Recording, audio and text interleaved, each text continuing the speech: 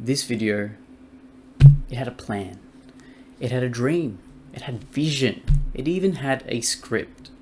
But alas, the Valor have forsaken me. Due to the power of 3 hours sleep and ADHD medication, you are going to get whatever this unhinged mess is. Enjoy.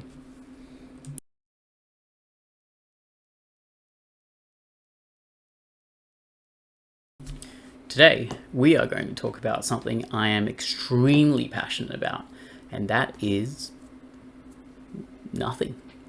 But more specifically, Middle-Earth SBG Heroes that do nothing. But before I go into a little bit more detail, a word from my favorite sponsor, me.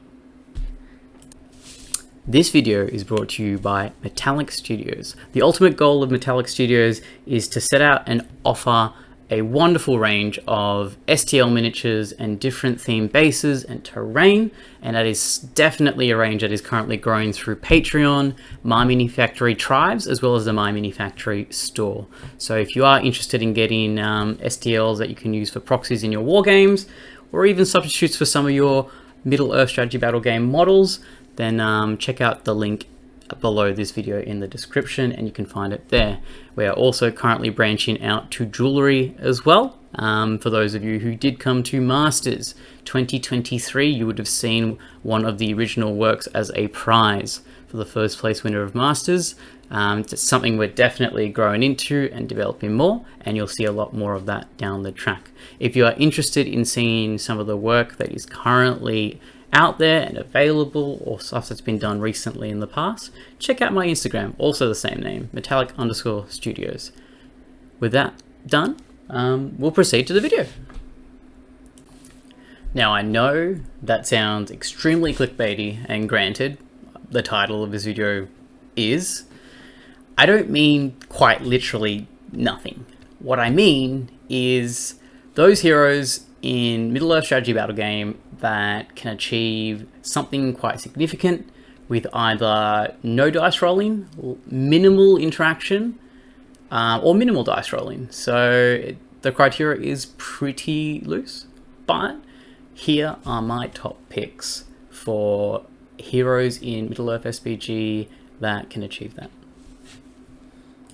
Coming in at number 10, we have Denethor, Steward of Gondor, the dad of dads, the best dad of the year in fact, and the cheapest, I believe, hero of valor. And I've kind of given away the reason why he's made it onto his top 10 list, even though just. So Denethor, you look at his profile and you think, hey, he's probably a character in the game that can actually do something. What's he doing on a list about? Nothing. And I guess the secret of it, well, it's not really a big secret, everyone knows, you take Denethor because he is cheap. He doesn't offer anything actively interactive in your list. However, he does let you bring up to 15 models in a warband for very few points. And I guess that's the main appeal of him. Nobody takes him because of, you know, the courage special rule drawback that can potentially be quite fatal. And nobody is looking to take a leader in their army at defense 5 with, from what I believe, yes, no fate. So just for those facts, he scrapes into this list. Number 9, we have probably one of the more interesting entries in this top 10 list, Lobelia Sackville Baggins. And at first glance, you probably wouldn't pick her to be put into a top 10 list like this, but it really comes down to the late game of every competitive match you play. So Lobelia Sackville Baggins, very, very weak profile, nothing that stands out as incredible, but where she really shines is in that her ability to turn off the standfast of any hero is incredible against low courage forces in the late game. And what does it cost you to do? Nothing. All you have to do is keep Lobelia alive, and she will have an absolutely detrimental effect to your opponent should you break them. She probably would have scored higher on this list if she had something that made her more relevant in the early game as well, with little intractability, but this is still quite a massive effect, especially when you couple a model such as Halbrad into your army, who gives you an auto pass courage banner of 6 inches. Therefore, you no longer need a standfast, and Lobelia's, I guess, one drawback doesn't really affect you, just your opponent. Coming in at number 8, we have the Watcher in the Water. I know some people will definitely disagree, but hear me out. So the Watcher in the Water has been quite a hotly discussed profile across many editions of the Middle-Earth SBG game, and look, there's a big rabbit hole we can delve into there, but the main reason he has been added into this list is that once he is set up, you can kind of screen him off with the rest of your army in most cases, and all he has to do is pull in key models one at a time, or even several at a time. And if you're cheeky enough to, or I guess you're cheeky and I guess mean enough to your opponent to chuck the Bat Swarm combination in, you effectively have an unstoppable Watcher in the Water. There's very few ways to get through that without risky maneuvers, and ultimately all you have to do is roll masses and masses of dice, and look, there's a reason the strategy works so well. So for that reason, the Watcher in the Water, who has the capacity to do many, many different things in the game, doesn't have to. And that is why he's in this list. Number 7, the Goblin Scribe. I don't think this one needs too much explanation. So the Goblin Scribe, for those who do not know, is one of the key heroes to the Goblin Town army, and he allows you to essentially reinforce your army with additional goblins each turn by passing a courage check, and if you pass it, you get X amount of goblins with an additional goblin per point you pass the courage test by. That is his sole purpose. It is not going to be winning any combats. It technically counts as a model for holding an objective, but he will not be moving, he will not be winning combats, he will not be chasing down objectives.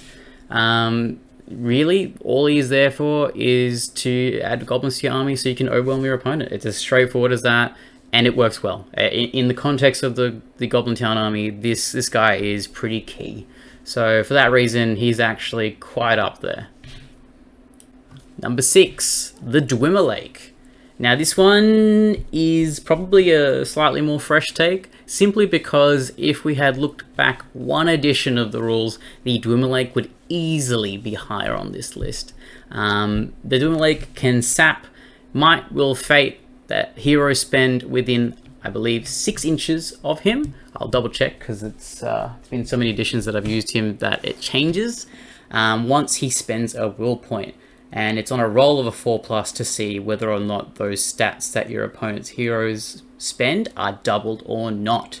Now, it used to be simply, you don't spend the will point, you just roll. If your opponent is spending Might, Will, Fate within, I believe at the time it was 12 inches of the Dwimmerlake, then they simply roll for it, and on a 4+ it's doubled. Now, I think, thank you to the game designers, they have actually had a good review of him and said, look, this is an awesome ability, but I think it needs to be toned down a little bit. Granted, that doesn't change that the Dwimmerlake still has to do very little for it to take effect. The only difference now is that he has to spend will, and he has to be, I guess, in a more imminent threat range for it to go off. The effect can still be quite outstanding if it does go well, because Might is the most valuable part of this game.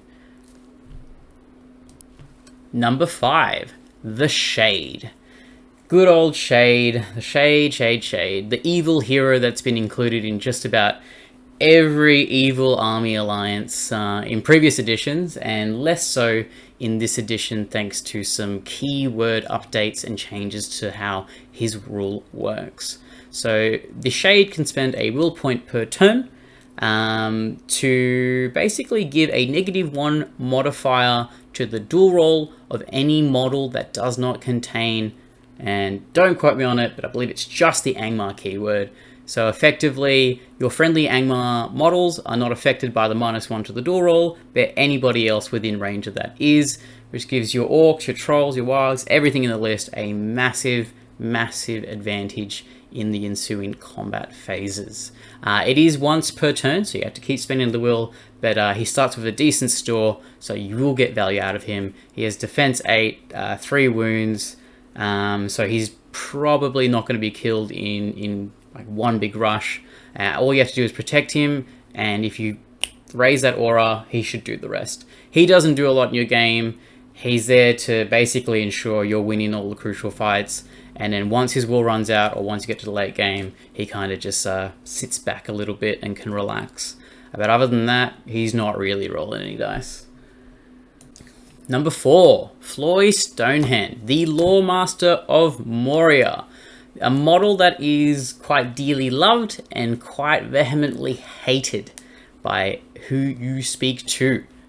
So for dwarf players, they love this guy, especially if they're taking, I guess, an older theme, which is the Reclamation of Moria. I quite love that army. I think it's fantastic, and I've done quite well at tournaments with it. Floy can switch off any active or passive special rule inherent to a model or a piece of war gear, as long as he can see that model and he spends that will point effectively.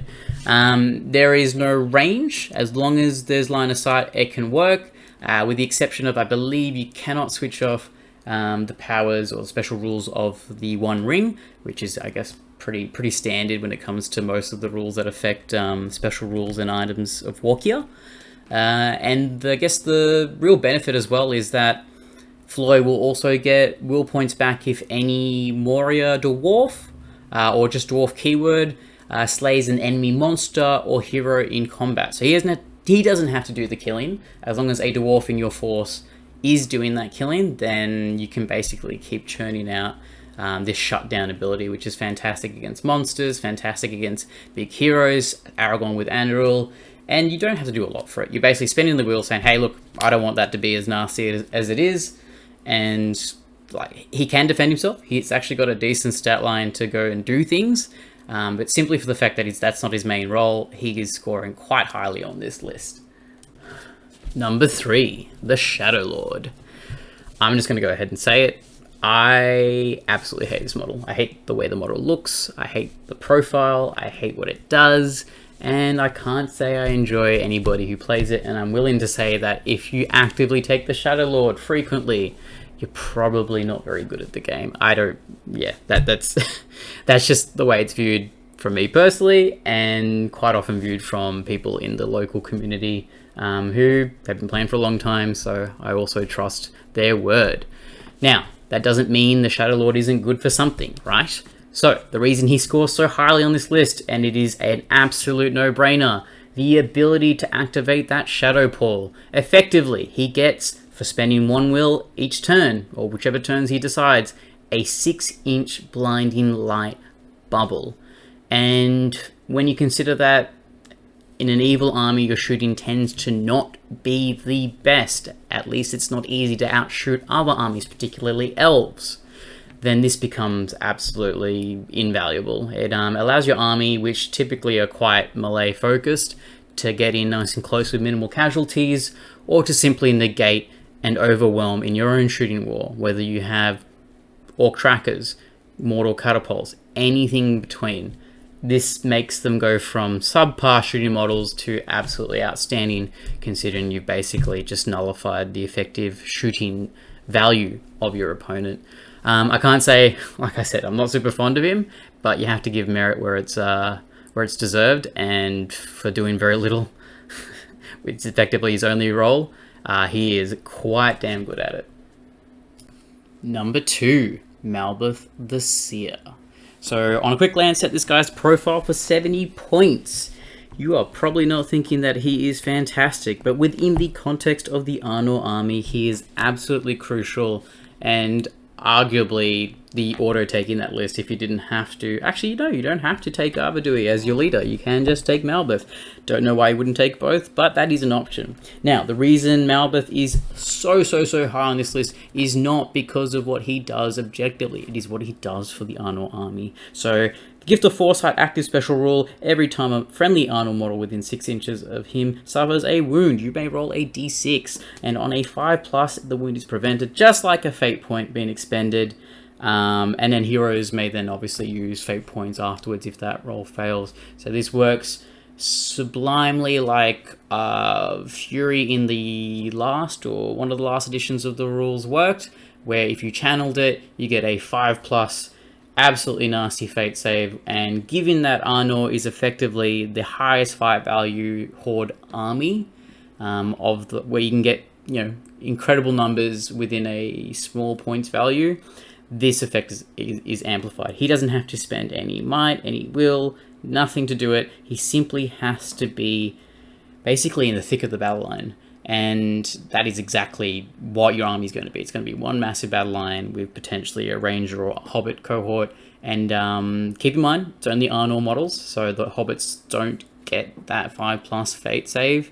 But there have been so many instances where him just being there has stopped heroic combats going off that your opponents desperately needed, has stopped your opponents from capturing objectives in the very last turns of a game, simply because he could not kill whatever was remaining there with something much greater in terms of killing power. And it's look, time and time again, if you've played against Arnor, you know you have to kill this guy because he will do nothing. And by doing nothing, he will do everything for the army. He is simply fantastic and worth every single one of those 70 points.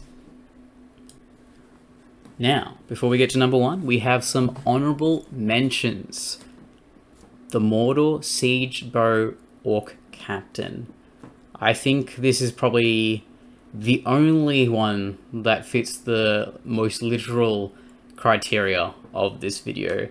If you are spending 50 points to upgrade a veteran to give it 1 extra might, and yes, you get the additional combat stats in the profile that come with it, and effectively doubling the cost of a 5+ shoot value siege engine, you are looking to achieve nothing. I cannot see this being any other instance where you take this hero except as a power play. The Master of Lake Town and Alfred, they almost made it into this list. The only thing that stopped them as I guess a collective is that you need 2 different profiles, 2 different options to get, I guess, that aura sort of do nothing, just stand around and achieve greatness sort of effect. They do it quite well, but there's a little bit more setup and a bit more investment involved there, so it didn't quite reach in. Another one also from the same list, Sigrid and Tilda. You take them in a effectively either a Lake Town or a Survivors of Lake Town army list simply to bolster and buff Bane and Bard. They are not there for anything else. In fact, they are a hindrance if things go awry. So they didn't sadly make it to the top 10 of this list, but they are definitely worth a mention. Number 1.